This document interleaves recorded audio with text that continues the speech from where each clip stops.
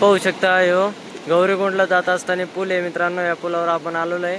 तर गौरीकुंडला आपण थोड्याच वेळात पोहोचतोय। 5 किलोमीटर आहे, पूर्ण ट्रॅकिंगचा रोड आहे। तर बघू आता किती वेळात पोहोचतोय।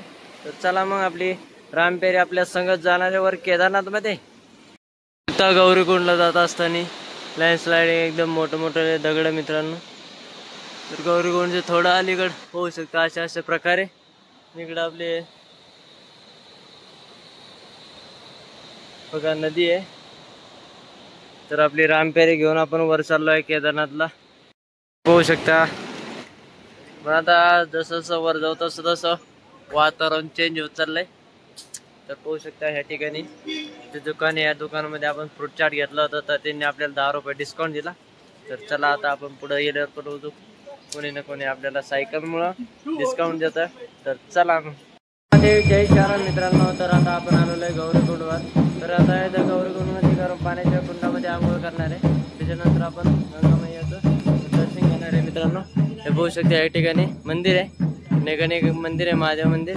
तर चला गौरीकुंड या साईडला आहे। तर खाली गेल्यानंतर दर्शन करू। तर चला लवकरच आपण खाली जातोय। तर चला तर मित्रांनो आपण आलेलो आहे गरम पाण्याच्या कुंडावर। तर पाहू शकता मित्रांनो असं कुंड आहे, त्या ठिकाणी गरम पाणी निघते। तर चला आता तिथे गेल्यानंतर बघू। तर मित्रांनो या साईडला पाणी निघते गरम आणि त्या ठिकाणी बघा कसे बुडबुड्या निघतायत। तर आता आपल्याला या पाण्यामध्ये आंघोळ करायची। तर चला आता एकदा आंघोळ करून मग पुढं ट्रॅकिंगला सुरुवात करू।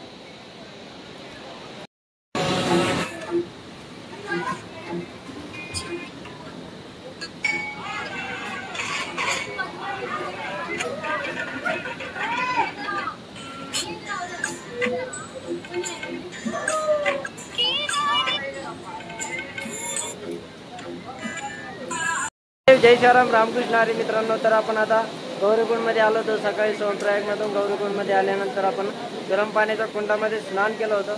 तर आता तुम्हाला दाखवतो कसं उकळतं पाणी मित्रांनो। या उकळत्या पाण्यामध्ये आपण स्नान केलेलं आहे सकाळी डुबकी मारून। तर पाहू शकता हे बघा हे उकळतं पाणी आणि हे बघा गोमुख आहे आणि या ठिकाणून पण पाणी येतं मित्रांनो गरम।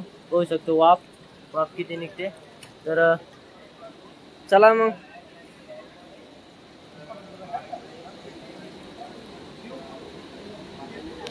मित्रांनो चढाई भरपूर आहे। तर आपण आता इथपर्यंत आलोय। तर आपल्याला अजून लई वर जायचं आहे, अजून चतकुरीसा पण नाही झाला।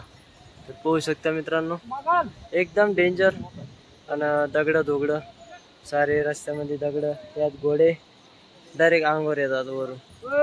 काय दमाने आपलं चालायचं एक साईड ना। तर हे बघा या ठिकाणी वर स्टॉल लागलेले जर फळाफळाचे।